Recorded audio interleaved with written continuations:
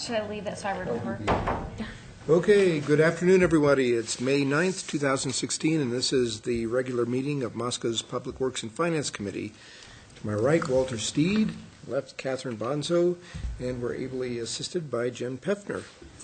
And first up on the minutes today is the approval of the April 11th, 2016 minutes.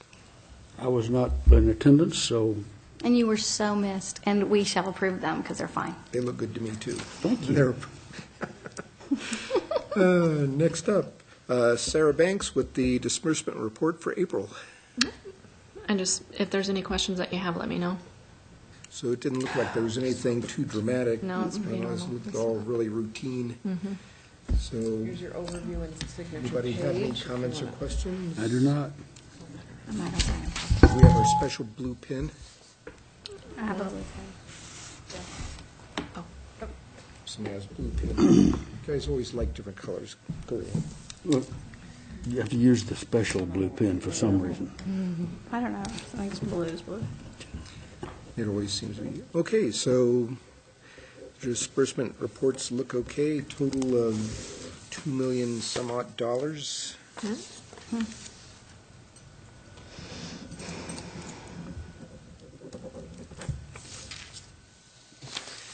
Okay, so I guess we're done with you as soon as Okay, you get your that's paper great. back. Thank you very much.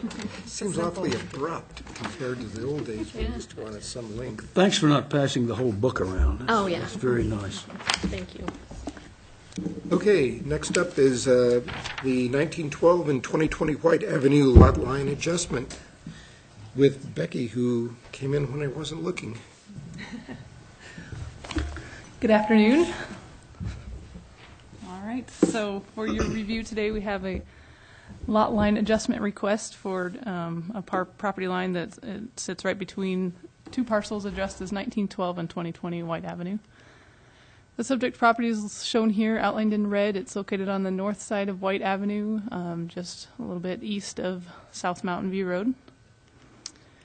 The properties are both located in the multifamily residential R4 zone, with R4 both to the east and to the west, and Ag Forest to the north, and R3 across White Avenue to the south. Within the R4 zone, the minimum lot width is 50 feet, and the minimum lot area is 5,000 square feet. Setbacks in the R4 zone are 15 feet in the front, or 20 for a garage door that faces the street, 20 feet in the rear, 13 feet for a street side, or 20 for a garage that faces the street, and then a minimum of 5 feet for side yards, with the sum of the two not being less than 15 feet. This is the proposed plat for the lot line adjustment. You can see the existing lot line is the one that's directly north-south and straight currently, and the proposed line is a little bit darker black, and it is proposed to be moved over 3 feet to the west for a distance of 130 feet, and then over an additional 40 feet to the west for a distance of 90 feet until it meets the existing south property line. This parcel here, labeled as proposed parcel 2, will result in a 41,875 square foot parcel and have a lot width of 167 feet on White Avenue. And the proposed parcel 3 on the east side, moving ahead, will have a lot area of 50,405 square feet and a lot width of about 253 feet. So those dimensions and area, of course, will meet all the minimum requirements for R4. The purpose for the lot line adjustment is to accommodate building setbacks for existing and proposed structures for the Silver Creek apartment project. The Phase 1 of this project was completed in 2015 and is located on the west lot. That's the site plan for those 3 existing structures, and the proposed Phase 2 will be located on the east lot for these 4 structures. And as you can see, the blue line is the existing lot line and the red one is the proposed, and with the proposal, the existing and proposed structures will all meet minimum required building setbacks. So with that, the recommendation from staff is for the committee to approve the lot line adjustment request with no conditions, or recommend approval, sorry. Okay. Comments? Yes, you can. Becky, I drive by this every day. What lies in the lot to immediate west of these 2 lots? Is it a vacant lot? No, that That's for is apartments. a different, I'm trying to think. I believe it was, Scott can answer it. And it's a curiosity question looking at the map. it's, Have a, Yeah, and the name Bloom and project, address right? and all that. Scott Becker with Hodgin Associates, 405 South Washington. Thank you. Directly to the west, well, that lot where it's ag forest and those 3 lots there were. No, the blue lot to the west of the Yeah, lot labeled exactly. I would R4. just kind of give you a little okay. history that those were split off into 4 lots. And so the one directly to the west is townhouses right now. Okay. And they kind of drop down into that site almost. Okay, It so really is pretty steep. So my reason for asking, then this fills in this will fill in the entire area between what's currently constructed, both east and west, and That's correct. this vacant 2 lots in the middle. Right, yeah. Cody bought the middle lot and developed that. He had real good success, so he came to our office and said if we can get 4 units on the remainder, he would be interested in purchasing that, and we were able to do it with the help of staff, and so that's where this came about. Okay, and if I may, one other question. Sure. I may be making more out of this than there is there. I was puzzled initially why it was labeled as parcels 2 and 3. Originally, when that land was divided, that was parcel 1, that was the west lot that we were just discussing with the townhouses, then parcel 2, and then parcel 3. So those were the original record of survey So you're labeled on keeping away from any confusion of parcel 1 having Right. changed. It's just now relabeled as parcel 2. those. Right. Okay. Yeah, we were trying to keep clarification. Okay. Process. I'm good. Catherine? No questions? I don't have any questions either, so I think we forward it with a yay. And can go on consent. Yeah, all right. Thank you. Thank you. I think so. Okay, stepping briskly forward, we're up to fee resolution amendment for the barrier program fees. Jen, this is yours. Yes, I'm stepping in for Mr. Reedner. At the April 18th, 2016 council meeting, we had discussed, or the council had approved, a barrier loaner program. And at that time, or those discussions leading up to that, was something in regards to a fee for that program for the use of those barriers. Staff looked at the fee resolution and took direction from council and put together the proposed fee, which is included on page 16, which I believe is $2 per barrier, and then $110 for replacement, if I remember correctly. It's kind of what we discussed. That was the basics what of we it. So just- just yeah. bringing that back to formalize it, we will need to set a public hearing for the next council meeting coming this Monday, and that would be the recommendation of staff to, if everyone's comfortable with those fee proposals, to go ahead with that. And Mr. Hall has a comment. Good afternoon. Just make sure that we're saying that we're setting it for May 16th Yes. this year, 2016. Yep.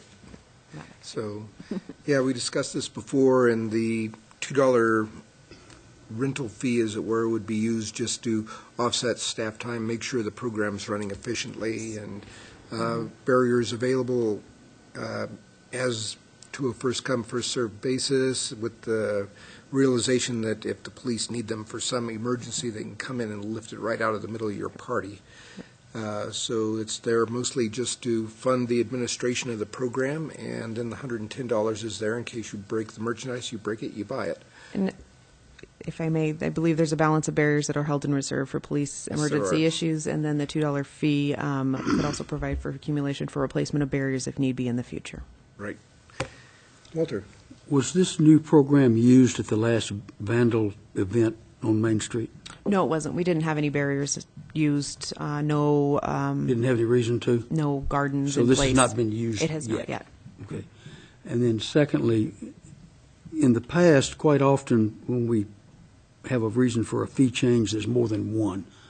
There are none others that need adjusting at this No, time we in the don't. calendar? Don't have any at this time. We'll progress through that with the summer as we look at the next budget year, but nothing else at this time to address. Okay, that's all I've got. Yeah. I have no problem. Catherine? I'm fine. I'm fine, too. So let's set the public hearing. For May 16th? Yes, ma'am. Next Monday? Yes. Okay. So go ahead and do that. So it makes sense. Next up, Third Street Reconstruction Project, fiscal year 2016 bid results and contract award. Scott Bontrager, come talk to us about money. Good afternoon. Hi, Scott. Hi. So the general scope of this project started out with the deterior pavement that is out there in front of East City Park and running along 3rd Street. While we were out there, we looked at the aging infrastructure underneath the roadway too. And, you know, typical, we're not going to put a 30-year roadway on top of old utilities that could have issues in the near future. So the overall scope expanded to replacing all the utilities. Plus, with our water comp plan, it calls for the extension of the 24-inch water main that runs from the Vista tank. Currently runs down to Hayes and 6th Street. And we'll have to continue that up and eventually run that all the way downtown using the 3rd Street corridor. So this will be the next phase of that. So we published this for bids April 16th. Put it out and had 2 prime bidders come back. The engineer's estimate for this was a base bid of $751,235. And that was for the portion of the project that goes from Hayes to Monroe on 3rd Street. Then the add alternate was to see what it would cost to continue the project from Monroe further down to Polk. And the engineer's estimate for that portion of it was $617,645. So of the 2 responsive bids we received, there was a pretty big range between them.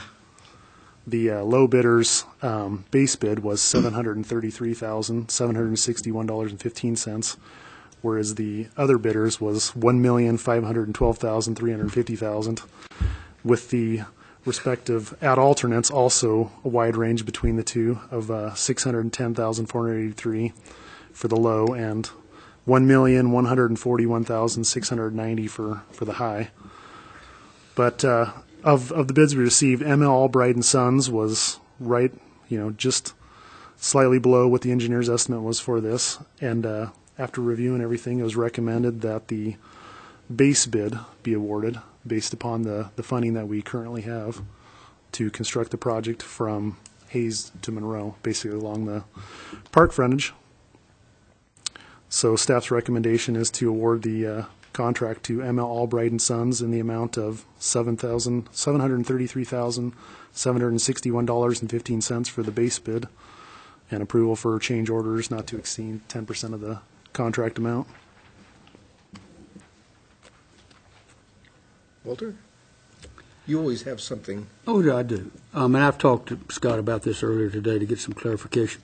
I see you've got a letter from the consulting engineer that the low bidding contractor is comfortable with his bid numbers, that he didn't look up and realize he forgot to put in 3,000 feet of pipe or something. Okay, Yeah. So he's good with the numbers. Congratulations on an estimate and a bid that came in together. And you never really planned to fund alternate one? Not necessarily. I mean, there was an idea when we were initially scoping it that it might have been possible. With all the other capital projects happening right now, it's a little difficult to fund everything right now. We have 15 capital projects going right now.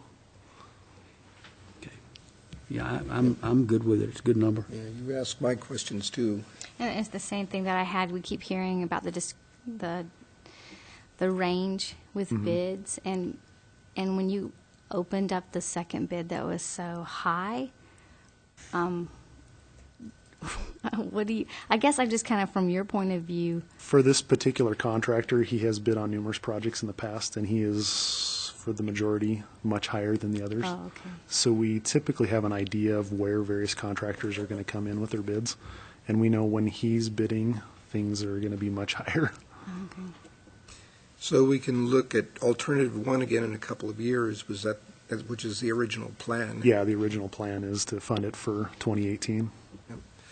Well, I'm glad to see him come in something approximating what the estimate was, so I'm fine with this too. And shall we just move it on to consent? Good job. Okay. Next up is the Moscow North Entry Beautification Fiscal Year 2016 bid results and contract award. Scott, it's you again. Yeah, the general scope of this project is to add landscaping, fencing, other beautification for the portion of Highway 95 on the west side, running roughly from Rodeo Drive up to Pintail. And it's to help beautify the area, kind of screen some of the area up there. So this is another one that we put out to bid. We sent this one to a lot of local landscapers, trying to drum up interest for it. And unfortunately, we only got one bid back, and it was much higher than expected. The engineers, well, the architect's estimate for this was designed by a consultant architect, landscape architect. The base bid they had was $50,752, which was to do the area just north of Rodeo. It's about a 300-foot stretch up there. A bid alternated was $14,256, and that was a couple smaller areas up towards Pintail. And then the alternate number 2 and 3 was to switch out the plastic edging around the beds with concrete edging, something a little more substantial. Of the bids we received, the single bid from Quality Contractors of Lewiston, the base bid they had was $89,810. The alternate bid was $39,753, and then the other alternates were $4,745 and $3,835 to do concrete instead of plastic edging, of which the bid is way higher than the budget that we have allotted for this. So staff has been talking about some possible options of breaking it into a smaller project, about possibly using staff to do some of the work. We actually talked with ITD today about the possibility of ITD coming and helping with clearing the site, doing a little excavating, working with city forces on being able to move some dirt around. And, you know, there's the idea of Parks being able to use the 2 staff members that they're hiring for beautification, specifically to possibly do some planting and other material out there, and, you know, maybe hire through another contract for doing the fencing and the concrete. But, yeah, staff's recommendation for this one is the rejection of all bids, just because of where everything came in. Yeah, to me, it sounds like rejecting is the way to go, and then go back to the drawing board with some of the alternate possibilities that you've just sketched out for us and see what we can shake out. Yeah. Yeah, we need to reject it. As much as I want to see this done, we can't do it for that kind of price. Are you comfortable with the architect's estimate? Yes. I think the timing made it difficult to get good bids with everybody already busy. The architect's estimate for what we typically see, I'm comfortable with. I can't speak towards the certain types of shrubs and things like that we don't typically deal with. But the earth moving, the other types of work, okay. Yeah. Yeah, I think you were pushed back in when you were allowed to move forward with this and put you into we don't really need the work unless you'll pay us this to do it. Yes. Do you think would the fall be a better time to put this back out on the street and see what might happen for people that got their work done and don't have anything to finish up the year if we have a good fall? Potentially. I mean, we did adjust the time of the contract to allow them to continue working until mid-November just to see if that would entice anybody, but apparently that didn't work either. Catherine? Nothing. I mean, I'm fine with the rejection. So it sounds like we're all 3 fine with the rejection, so rejected it is. Thank you, Scott, for the bad news. Yeah. We can't win them all. We got one, we lost one. Any other business before us? Okay, we're running as... No report items this time. No, It's we're running as unusual. tight a meeting as the admin people did. Look at us go. So, okay, we're adjourned. We're done. Okay.